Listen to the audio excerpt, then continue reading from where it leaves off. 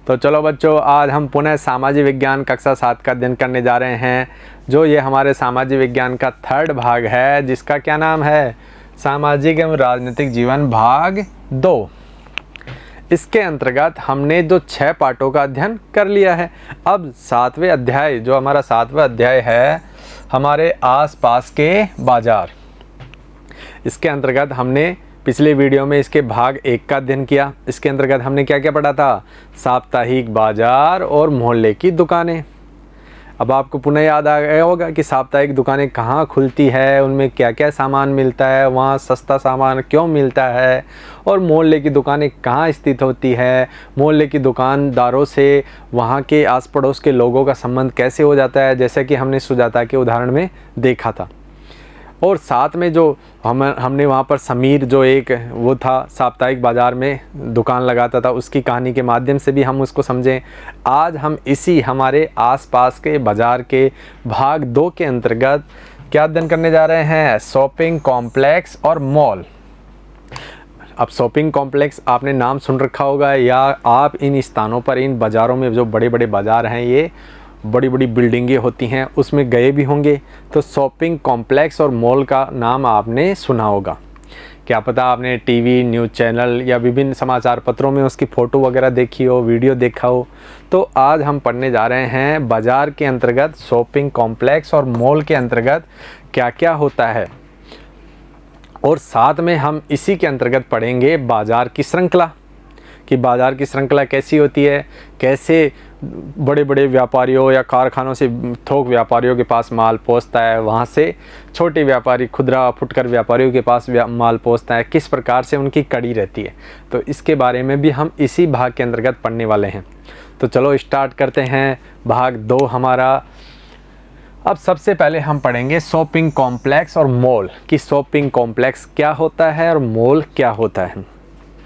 अब जैसा कि यहाँ चित्र में दिया गया है, देखो, ये ऐसे शॉपिंग कॉम्प्लेक्स होते हैं, बड़े बड़े बिल्डिंगों में स्थित होते हैं, और वहाँ पर सभी प्रकार की दुकानें होती है, आपने देखा होगा अक्सर। तो अब इनमें क्या होती है कि एक साथ कई तरह की दुकानें होती है। इन्हें लोग क्या कहते हैं, शॉपिंग कॉम्प्लेक्स के नाम से जानते हैं। लेकिन इनमें बहुत ब्रांडेड, है ना, कंपनियों के सामान मिलते हैं, सभी तरह की चीज़ें मिल जाती है। साप्ताहिक बाज़ारों की जैसे एक जगह सभी चीज़ें मिल जाती है, लेकिन ये क्या है, यहाँ पर शॉपिंग कॉम्प्लेक्स, यहाँ ये स्थायी दुकानें हैं और ये महंगी दुकानें हैं। यहाँ पर आम गरीब आदमी सामान नहीं खरीद सकता। दूसरा प्रकार है अपना मॉल। ये मॉल भी क्या होते हैं, बहुमंजिला वातानुकूलित दुकानें होती है, और ये अलग अलग मंजिलों पर अलग अलग वस्तुएं मिलती है। मॉल क्या होती है, जैसे 5 मंजिल की बिल्डिंग है, तो पहली मंजिल पर किराना, दूसरी पे कपड़ा, फिर अन्य सामान, ऐसे अलग अलग बिल्डिंगों पर, है ना, जो पूरी बिल्डिंग पूरी मॉल कहलाती है। लेकिन अलग अलग बिल्डिंग पर, अलग अलग मंजिल पर क्या मिलता है, अलग अलग बाज़ार स्थापित होता है, उसे क्या कहते हैं, मॉल कहते हैं। इसका भी आगे चित्र दिया गया है, जैसे ये एक मॉल का चित्र है। तो ये मॉल और शॉपिंग कॉम्प्लेक्स क्या होते हैं, इनकी बिल्डिंगें भव्य होती है, बहुत अच्छी अच्छी दुकानें ऐसी आकर्षित लगती है, बहुत देखने से ही दूर से ऐसा लगता है कि यहाँ तो बहुत, है ना, जो अमीर लोग सामान को खरीदने आते होंगे। तो चलो और विस्तार से इसको समझते हैं, शॉपिंग कॉम्प्लेक्स और मॉल को। शहरी दुकानों में जो बड़ी बड़ी कंपनियां हैं, उसका ब्रांडेड सामान, यहाँ पर ब्रांडेड कंपनियों के सामान कहाँ मिलते हैं, इन शॉपिंग कॉम्प्लेक्स और मॉलों में मिलते हैं। साप्ताहिक बाज़ार और मोहल्ले की दुकान में नहीं मिलता है ब्रांडेड कंपनियों के सामान। अब ब्रांडेड का मतलब है कि बड़े बड़े व्यापारिक प्रतिष्ठानों के, है ना, जो द्वारा जो वस्तुएं बनाई जाती है, कपड़ा बनाया जाता है, कुछ भी बनाया जाता है ना, वो क्या है, विभिन्न प्रकार के खर्चे करके, विज्ञापन करके, और फिर उसके बाद में, है ना, जो बाज़ार में वस्तुएं निकालते हैं, तो वो चीज़ें क्या मिलती हैं, महंगी मिलती है, वो आम आदमी नहीं खरीद पाता। विज्ञापन वाले अध्याय में हमने इसके बारे में पढ़ा था, तो किस प्रकार से, है ना, विज्ञापन का सहारा लेके ये ब्रांडेड कंपनियां क्या है, अपना प्रचार करती है, और जो विभिन्न खरीदार हैं, है ना, जो वो मार्केट में जाके उस विज्ञापनों से क्या होते हैं, प्रेरित होते हैं। इस वजह से, इन अन्य खर्चों की वजह से, यहाँ पर जो बिकने वाला जो माल है, सामान है, वो क्या होता है, अन्य जो बाज़ार होते हैं, साप्ताहिक या मोहल्ले की दुकानें, उनसे क्या होता है, अपेक्षाकृत महंगा होता है। अब यहाँ पर जो विज्ञापन देकर क्वालिटी के दावे किए जाते हैं, अब जैसे कि हमने बात किया कि यहाँ पर है ना विज्ञापनों के माध्यम से क्वालिटी का दावा किया जाता है। जैसे कि आप बार बार कोई कार्यक्रम देख रहे हो और बार बार उसमें बीच में विज्ञापन आते हैं, वहाँ विभिन्न प्रकार की क्वालिटी के दावे किए जाते हैं। इससे क्या होता है, उपभोक्ता उस वस्तु को खरीदने के लिए प्रेरित होता है, जिससे सामान क्या हो जाता है, महंगा हो जाता है। अब हमने इस पर भी पढ़ लिया कि भाई सामान महंगा यहाँ पर क्यों मिलता है शॉपिंग कॉम्प्लेक्स और मॉल में। इन शॉपिंग कॉम्प्लेक्स व मॉल में मिलने वाले ब्रांडेड सामान को हर वर्ग के लोग नहीं खरीद पाते हैं। जैसा कि इसमें हमने इस पर भी चर्चा कर ली कि भाई आम आदमी इन शॉपिंग कॉम्प्लेक्स और मॉल में सामान खरीदने में सक्षम नहीं होता है, क्योंकि उनके पास इतना पैसा नहीं होता है। आगे इसका भी हम उदाहरण देखेंगे किस प्रकार से वहाँ जो सामान्य बाज़ार, साप्ताहिक बाज़ार और जो हमारा मोहल्ले की दुकानें हैं वो चीज़ 10 रुपये में मिलती है, वहाँ पर इन शॉपिंग कॉम्प्लेक्स और मॉल में वो चीज़ 50 रुपये की आपको मिल सकती है। तो कोई आदमी 10 रुपये की चीज़ खरीद कर 50 रुपये की क्यों खरीदेगा, आम आदमी खासकर। तो इसलिए जो गरीब लोग हैं, आम आदमी हैं, मिडिल क्लास फैमिली से, मध्यम वर्गीय परिवार से जो संबंध रखता है, वो इन मॉल और शॉपिंग जो कॉम्प्लेक्स है उसमें सामान नहीं खरीदते हैं। आय नहीं होती है जिससे वो इनमें जा सके और सामान खरीद सके। तो चलो और देखते हैं। आपने ये चित्र के द्वारा इसको समझ लिया है, इस प्रकार से ये मॉल होते हैं। अब इसी प्रकार से मॉल के अंतर्गत जैसे हमने मॉल और शॉपिंग कॉम्प्लेक्स के बारे में पढ़ा, यहाँ पर वो सुजाता, जैसे हमने पिछले भाग में पढ़ा था ना सुजाता की कहानी कि मोहल्ले की दुकान में उसका कैसा संबंध हो गया। अब वो ज़्यादातर सुजाता मोहल्ले की दुकान या साप्ताहिक बाज़ार से अपना सामान खरीदती है, लेकिन किसी सहेली, अपनी एक सहेली है कविता, उसके साथ है ना जो वो कहाँ गई, एक बार एक मॉल में शॉपिंग करने के लिए गई। उनको पता नहीं था कि इस मॉल में है ना तो ज़रूरत से ज़्यादा ही है ना जो वस्तुएं 5 गुना महंगी मिलेगी। अब वो मॉल में गई, कौन, कविता और सुजाता मॉल में गई शॉपिंग करने के लिए, शॉपिंग करने की इच्छा से गई वहाँ पर। अब यहाँ क्या था कि जो बिल्डिंग थी वो कांच की बनी थी और ऊपर नीचे जाने के लिए जो स्वचालित सीढ़ियाँ होती है वो भी लगी हुई थी। अब यहाँ बहुत सारी दुकानें थी, पिज्ज़ा, बर्गर, अन्य समोसे, कचौरी और भी बहुत सारे खाने की चीज़ें भी वहाँ मिलती है और विभिन्न प्रकार की दुकानें वहाँ उस मॉल में स्थित थी। और जैसे घरेलू चीज़ें, कप, चमड़े का सामान, जूते, किताबें और भी बहुत सारी दुकानें। जैसे कि हमने बात किया कि मॉल में विभिन्न मंजिलें होती हैं ना, तो उनमें विभिन्न अलग अलग तरह की सामान हमारे को एक ही जगह पर उपलब्ध हो जाते हैं। ऐसे ही सुजाता जिस मॉल में गई तो वहाँ पर खाने के चीज़ों के साथ में है ना सभी प्रकार के बाज़ार भी, वहाँ सभी प्रकार के वस्तुओं के बाज़ार वहाँ पर देखने को मिले। उस मॉल में विभिन्न मंजिलों में वो देखने को मिले। अब मॉल के तीसरे तल पर घूमते हुए वे एक ब्रांडेड रेडीमेड कपड़ों की दुकान पर पहुंच गई। तीसरे मंजिल पर एक कपड़ों की दुकानें वहां पर लगी हुई थी, वहां पर वो दोनों पहुंच गई। वहां पर वो जब कपड़े खरीदने का प्रयास करती है तब उससे पहले सुरक्षा कर्मचारी उन्हें इस तरह देखता है कि उन्हें रोकना चाहता है। अब हम जानते हैं कि जो बड़े बड़े शॉपिंग कॉम्प्लेक्स और मॉल होते हैं ना, उनके दुकानें होती हैं, उनके बाहर में एक सुरक्षा कर्मी होता है। तो सुरक्षा कर्मी है ना, जो उसको कुछ संदेह होता है किसी भी प्रकार का सुरक्षा की दृष्टि से, तो वो संबंधित है ना जो खरीदार होते हैं, उपभोक्ता होते हैं, उनको क्या करते हैं, सुरक्षा के नाम पर चेक करते हैं। तो इसी तरीके से सुजाता को और कविता को उस सुरक्षा कर्मचारी ने घूरा, लेकिन फिर उसने जाने दिया, चेक नहीं किया। अब वहाँ पर उन्होंने कुछ कपड़े, जो कपड़े क्या होते हैं, उन कपड़ों पर है ना विभिन्न प्रकार की जो पर्ची लगी होती है रुपयों से संबंधित, भाई ये कपड़ा इतने रुपए का वहाँ पर है। तो इस प्रकार से कुछ कपड़ों पर उन्होंने जो कपड़े देखे, उन्होंने पसंद किए, लेकिन उन पर जब वो पर्चियाँ देखी, जो उसकी कीमत की पर्चियाँ देखी ना, तो वहाँ पर उनको 2000 रुपये का कपड़ा वहाँ पर उस पर्ची के अनुसार पाया गया। तब वो दोनों आपस में बात करती हैं कि अरे ये कपड़ा तो यहाँ बहुत ज़्यादा महंगा है इस शॉपिंग कॉम्प्लेक्स में। तब वो सुजाता कविता से कहती है कि रहने दे कविता, हम तो यहाँ से खरीदेंगे नहीं, हमारे पास में जो एक बाज़ार है ना, वहीं से इससे 5 गुना सस्ता मिलता है। ये तो वहाँ से 5 गुना महंगा है। यहाँ पर 2000 की चीज़ 500 की चीज़ कितने में मिल रही है, 2000 में मिल रही है। तो इस तरह से ये बहुत ज़्यादा महंगा है, हम यहाँ से नहीं खरीदेंगे। तो ये क्या है, शॉपिंग कॉम्प्लेक्स में हर व्यक्ति नहीं खरीद पाता है। तो इस प्रकार के आपको कहानी के माध्यम से इसको समझाया गया है। नेक्स्ट देखते हैं बाज़ारों की श्रृंखला।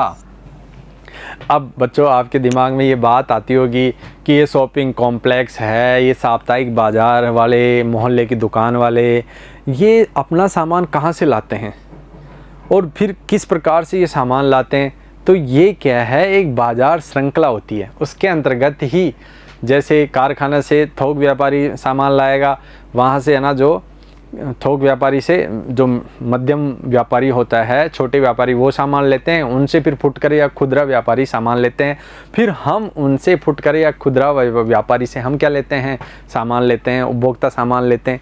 इस प्रकार से ये एक श्रृंखला है, बाज़ार की श्रृंखला होती है ये। तो ये सामान्य रूप में मैंने आपको बताई, इसको आगे हम और बेहतर ढंग से समझते हैं कि हमने विभिन्न बाज़ारों के बारे में पढ़ा और हम वहाँ पर क्यों जाते हैं, सामान खरीदने जाते हैं। हमने पढ़ लिया साप्ताहिक बाज़ार, मोहल्ले की दुकानें, शॉपिंग कॉम्प्लेक्स और मॉल, इन विभिन्न प्रकार के बाज़ारों के बारे में हमने पढ़ा और सभी में हम क्या करते हैं, खरीदारी करते हैं।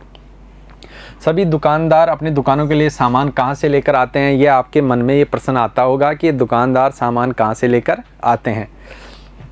सामानों का उत्पादन, अब हम सब जानते हैं कि सामान जो होते हैं, या चाहे खाद्य पदार्थ हो या कपड़े हो या अन्य कोई सामान हो, वो है ना जो सीधे हम डायरेक्ट किसी कारखाने या किसी किसान के पास तो जा नहीं सकते, तो ये कारखानों से या खेतों से है ना जो उत्पादन की जगह से दूसरे व्यापारी लेकर आते हैं, फिर किस प्रकार से हमारे पास पहुंचते हैं। सामान का उत्पादन कहाँ होता है, जैसे कारखानों में होता है, खेतों में, घरों में होता है, लेकिन हम कारखानों और खेतों से सीधे सामान नहीं खरीदते। अब हमने यहाँ देखा कि सीधे सामान हम उनसे तो ख़रीदते नहीं है, कारखानों में या खेतों में जाते नहीं है, या कोई लोग घरों पर कोई सामान बनाते हैं वहाँ भी हम नहीं जाते हैं, हम तो बाज़ार से ही ख़रीदते हैं ना। चीज़ों का उत्पादन करने वाले भी हमें कम मात्रा में सामान बेचने में रुचि नहीं रखेंगे। अगर हम मान लो इन कारखानों में चले भी जाएं तो वो, क्योंकि हमारे जैसे मान लो मैं टी शर्ट लेने जाता हूँ किसी भी कारखाने में, तो वो एक टी शर्ट थोड़ी देंगे, वहाँ तो बहुत ही है ना जो बड़े पैमाने पर वहाँ पर टी शर्टों का उत्पादन होता होगा, तो एक टी शर्ट वो आपको नहीं देंगे, वो तो फिर थोक व्यापारी को देंगे, बहुत बड़े लेवल पर देंगे। तो इस तरह से वो हमारे में रुचि नहीं लेते हैं, हम उनसे डायरेक्ट नहीं खरीद सकते। ये वो लोग हैं जो वस्तु के उत्पादक और वस्तु के उपभोक्ता के बीच में होते हैं, उन्हें व्यापारी कहते हैं। अब जो वस्तु के उत्पादक होते हैं कारखाना या खेतों के, या जो उपभोक्ता होते हैं जो वस्तु को खरीदते हैं, उनके बीच की कड़ी होते हैं, ये कौन होते हैं, ये व्यापारी होते हैं। और व्यापारी कितने प्रकार के होते हैं, थोक व्यापारी, खुदरा या फुटकर व्यापारी, इसके बारे में भी हम पढ़ने जा रहे हैं। उससे पहले इस चित्र को आप देखिए, ये एक कारखाने का चित्र है। अब आप यहाँ देखो कि बड़े पैमाने पर वस्तुओं का उत्पादन किया जा रहा है। अब हम कोई एक प्रकार की चीज़ यहाँ मांगने जाते हैं, छोटा सा कोई ना कुछ भी, तो वो हमको नहीं देंगे, वो तो किसको देंगे, थोक व्यापारी को देंगे। थोक व्यापारी खुदरा या फुटकर को देंगे, फिर हम उनसे खरीद सकते हैं। डायरेक्ट हम कारखानों में कोई भी सामान खरीदने नहीं जा सकते हैं। अब जैसे थोक व्यापारी बड़ी मात्रा में है ना सामान खरीदते हैं, थोक व्यापारी होते हैं ना जो इन कारखानों या खेतों से या घरों में जो सामान तैयार होता है उनमें बड़ी मात्रा में सामान खरीदते हैं और फिर वहाँ से वो फुटकर और खुदरा व्यापारी को बेचते हैं। जैसे सब्जियों का थोक व्यापारी है, अब हम सब्जी खरीदने जाएंगे तो 1 किलो 2 किलो खरीदेंगे, लेकिन जो सब्जियों का थोक व्यापारी होता है जो 25 से 100 किलो, 200 किलो, 300 किलो, 500 किलो भी है ना जो सब्जी खरीदते हैं एक साथ, तो हम उनके पास सीधे नहीं जाते हैं। उनसे कौन खरीदेगा, पहले फुटकर या खुदरा व्यापारी खरीदेगा, फिर हम उनसे खरीदेंगे। इस प्रकार से ये क्या होता है, बाजार श्रृंखला होती है। इसको और अधिक स्पष्ट रूप से मैं आपको और अधिक समझाता हूँ।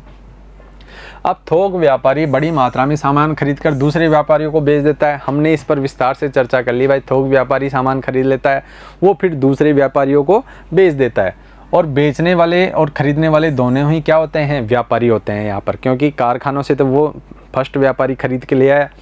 अब व्यापारियों की यह जो लंबी श्रृंखला है, अंतिम व्यापारी जो होता है जो वो वस्तुओं को उपभोक्ता तक बेचता है, उसे हम क्या कहते हैं, खुदरा या फुटकर व्यापारी कहते हैं। इसके बारे में हमने विस्तार से चर्चा भी कर ली कि भाई जो व्यापारी है कारखानों से माल खरीदा उसे थोक व्यापारी कहेंगे, फिर है ना जो बीच वाले व्यापारी ने उससे माल खरीदा, उससे फिर है ना फुटकर और खुदरा व्यापारी माल खरीदते हैं, जो हम उपभोक्ता है ना, हमको सामान उपलब्ध करवाते हैं, वो अंतिम व्यापारी होते हैं। यही वह दुकानदार होता है जो आपको पड़ोस की दुकानों, साप्ताहिक बाज़ारों या फिर शॉपिंग कॉम्प्लेक्स, मॉल में सामान बेचते हुए मिलते हैं।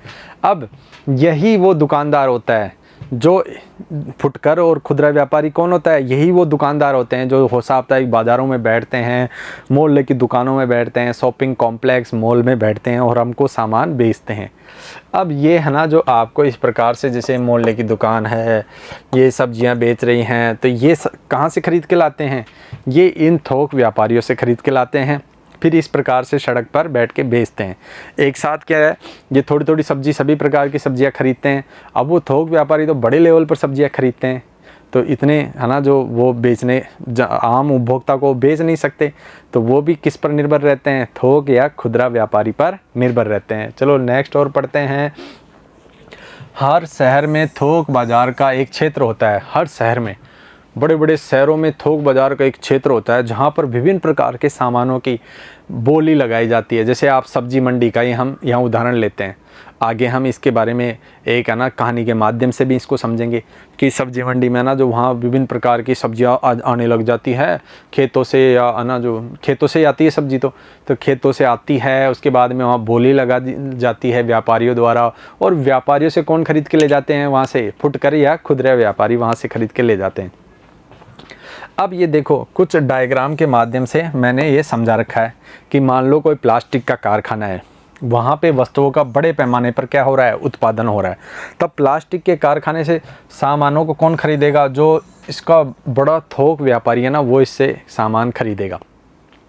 फिर इससे प्लास्टिक का छोटा थोक व्यापारी खरीदेगा सामान, और फिर क्या होगा? इससे कौन सा सामान खरीदेगा? जो खुदरा और फुटकर व्यापारी है वो उससे सामान खरीदेगा। और अंत में हम किससे खरीदेंगे? जो हम क्या है यहाँ पर उपभोक्ता है, वो किससे खरीदेंगे? खुदरा या फुटकर व्यापारी से सामान खरीदेंगे। तो इस डायग्राम के माध्यम से भी आपको और भी स्पष्ट कर दिया कि बाज़ारों की श्रृंखला किस प्रकार से होती है। तो इसी प्रकार से जैसे हमने बात की कि विभिन्न सभी बड़े बड़े शहरों हो या छोटे शहरों में भी है ना, जो विभिन्न प्रकार के थोक बाज़ार होते हैं, इसी प्रकार के एक नक्शा यहाँ पर दिया गया है। ये है ना, जो दिल्ली के थोक बाज़ार का नक्शा है कि विभिन्न क्षेत्रों में थोक बाज़ार के है ना, जो यहाँ पर मंडियाँ लगती हैं, जैसे आज़ादपुर, दरियागंज, ओखला, केशोपुर, इनमें है ना क्या लगता है? थोक बाज़ार लगते हैं। और यहाँ पर फुटकर व्यापारी या खुदरा व्यापारी सामान खरीदने आते हैं। ये दिल्ली क्षेत्र के थोक बाज़ार हैं। अब देखो, मैंने बताया था कि भाई आपको एक कहानी के माध्यम से भी जो थोक व्यापार है वो कैसे होता है उसको बताएंगे। यहाँ पर एक कहानी दी गई है, आफताब की कहानी। शहर में सब्जियों का थोक व्यापारी है। आफताब कौन है? ये शहर में सब्जियों का थोक व्यापारी है। कहाँ पर है ये भी देखते हैं। वो क्या करता है? वो देखो, बहुत जल्दी सुबह 3 बजे ही वो उठकर कहाँ चले जाता है? थोक बाज़ार में चले जाता है, क्योंकि वहाँ 3 बजे से है ना थोक बाज़ार में सब्जियाँ आना शुरू हो जाती है। विभिन्न खेतों के माध्यम से दूर दूर से लोग आते हैं, तो 3 बजे सब्जियाँ वहाँ लेकर आते हैं। अब वो 3 बजे जब सब्जियाँ सब इकट्ठी हो जाती हैं तो उन सब्जियों की बोली लगती है मंडी में, और जो सबसे अच्छा भाव लगा देता है ना, वो उन सब्जियों को खरीद लेते हैं। इसी प्रकार से यहाँ पर ये कौन खरीदता है? यहाँ पर ये आफताब सब्जी खरीदते हैं। उसके बाद में क्या होता है कि आफताब ने सब्जी खरीद ली, तो बोली लगा कर सब्जी खरीद ली, तब आसपास के जो खुदरा और फुटकर व्यापारी हैं वो इनके पास पहुँचना शुरू कर देते हैं। फिर ये उनको क्या करते हैं? सब्जियाँ बेचते हैं। इस प्रकार से हमको क्या मिलती है? सब्जियां मिलती है बाज़ार में, फुटकर और खुदरा व्यापारी के माध्यम से। तो इस प्रकार के ये कहानी यहाँ पर दी गई है। जैसे यहाँ उदाहरण के लिए उसने लिया है कि वह है ना, जो 5 क्विंटल फूल गोभी और 10 क्विंटल प्याज खरीदता है, और शहर में उसकी एक और दुकान और गोदाम है जहाँ वह सब्जियों को रखता है और बेचता है। यहाँ फुटकर व्यापारियों को सब्जी बेचता है। अब जैसे कि यहाँ उदाहरण दिया कि भाई वहाँ पर उसने बहुत बड़े लेवल पर सब्जियाँ खरीद ली। अब यहाँ पर क्या होता है कि वो फिर किनको बेचता है? फुटकर या खुदरा व्यापारियों को सब्जी बेचता है, और उसकी इस प्रकार से बाज़ार में भी एक दुकान है। तो इस कहानी के माध्यम से हमने थोक व्यापार या थोक बाज़ार के बारे में समझा। तो चलो नेक्स्ट देखते हैं, हर जगह बाज़ार। अब हमने देखा क्या क्या पढ़ लिया हमने? साप्ताहिक बाज़ार के बारे में पढ़ लिया है ना, जो मोहल्ले की दुकानों के बारे में पढ़ लिया, शॉपिंग कॉम्प्लेक्स के बारे में पढ़ लिया, और मॉल के बारे में पढ़ लिया। अब लेकिन इनके अलावा भी है ना जो ऐसे बाज़ार होते हैं जहाँ पर हमारे को कहीं जाने की ज़रूरत नहीं होती है, तो आज हर जगह बाज़ार है, इस तरह से आप मानकर चल सकते हो। इसको और अच्छे ढंग से हम समझते हैं कि हमने देखा कि अलग अलग जगहों पर अलग अलग तरह के बाज़ार होते हैं और जहाँ तरह तरह के सामान खरीदे और बेचे जाते हैं। अलग अलग तरह के हमने बाज़ार देख लिए और वहाँ पर भी क्या होता है, सामानों का खरीदना और बेचना होता है।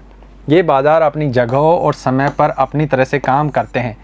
कई बार तो आपको सामान खरीदने के लिए बाज़ार भी जाने की ज़रूरत नहीं है, जैसे कि हमने इस पर अध्ययन किया कि भाई कई ऐसी चीज़ें या ऐसे बाज़ार भी होते हैं जहां पर आपको उन बाज़ारों में जाकर सामान खरीदने की ज़रूरत नहीं है, आपको घर बैठे बैठे ही सामान उपलब्ध हो जाएगा। आजकल ऐसे बाज़ार भी प्रचलन में आ गए हैं। अब वो किस प्रकार के बाज़ार हैं वो भी हम विस्तार से इस पर चर्चा करेंगे।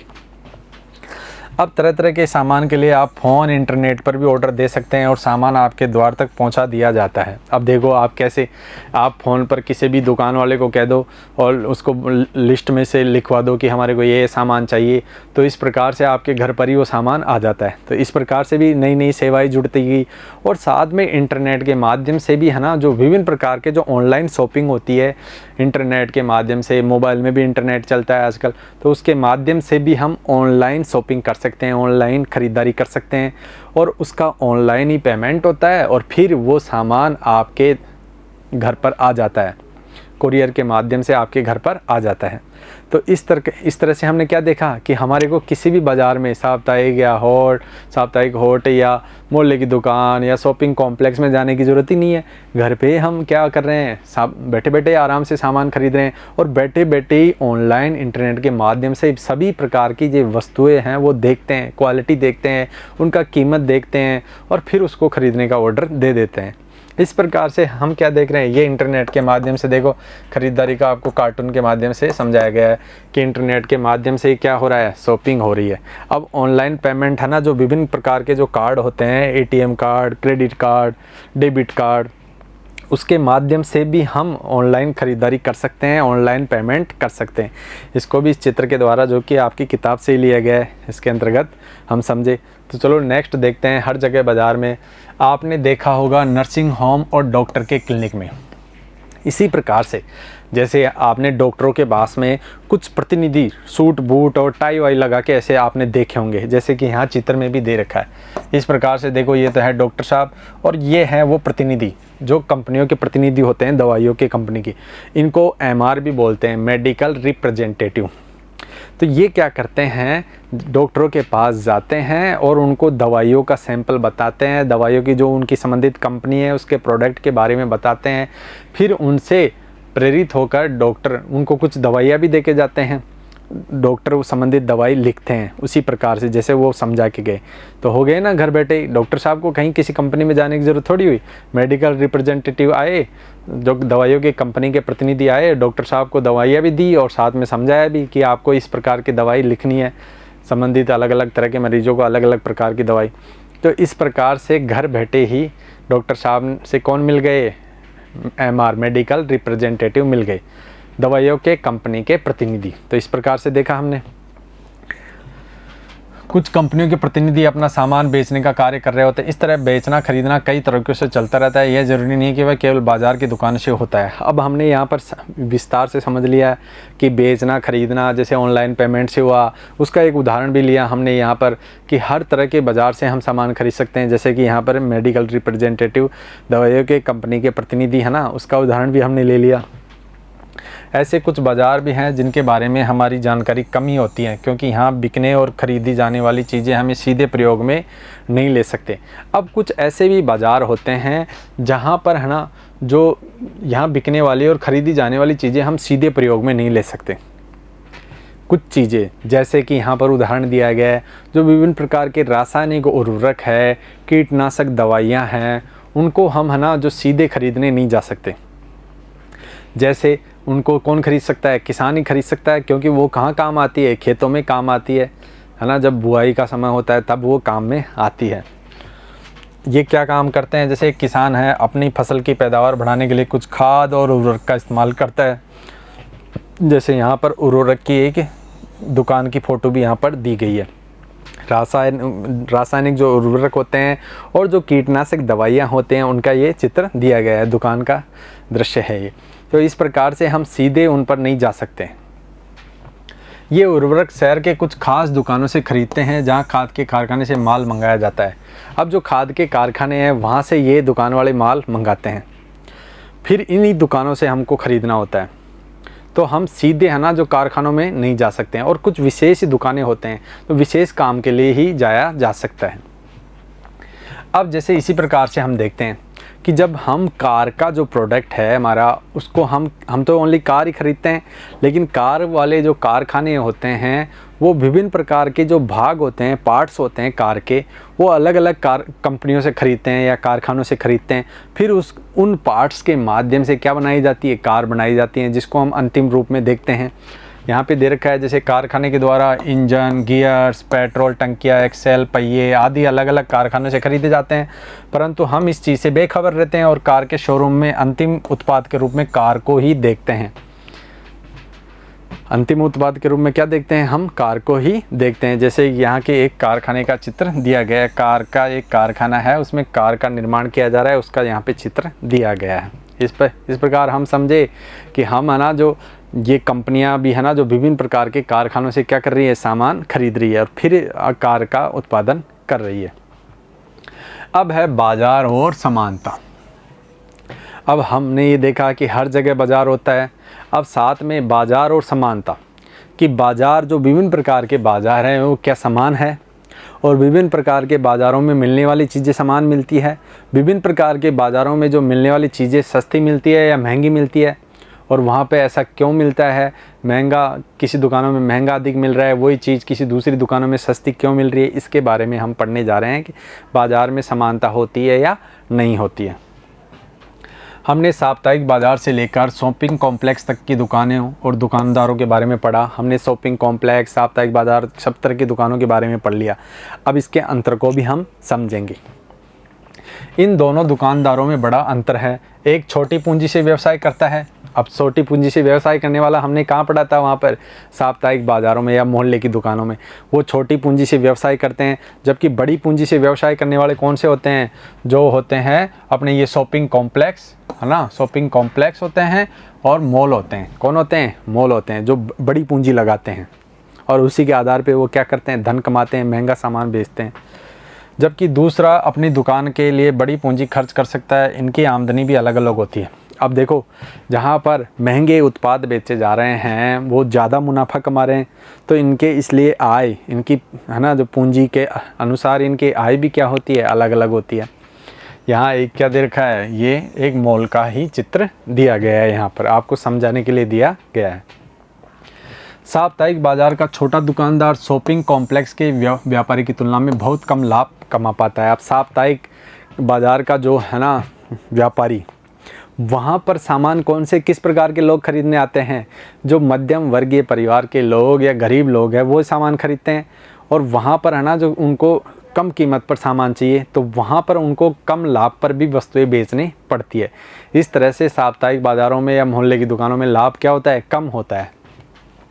इसी तरह खरीदारों की अलग अलग स्थितियां हैं। ऐसे बहुत से लोग हैं जो सबसे सस्ता मिलने वाला सामान भी नहीं खरीद पाते हैं, जबकि दूसरी ओर मॉलों में महंगी खरीदारी करने में बहुत सारे लोग व्यस्त रहते हैं। अब देखो, बहुत सारे गरीब लोग हैं जो बेचारे सस्ते चीज़ें भी नहीं ले सकते, लेकिन दूसरी तरफ हम मॉल और शॉपिंग कॉम्प्लेक्स में देखते हैं तो वहाँ पर महंगी महंगी चीज़ें भी लोग खरीद के ले जाते हैं, क्योंकि वहाँ पर कौन से लोग आते हैं, अमीर लोग आते हैं।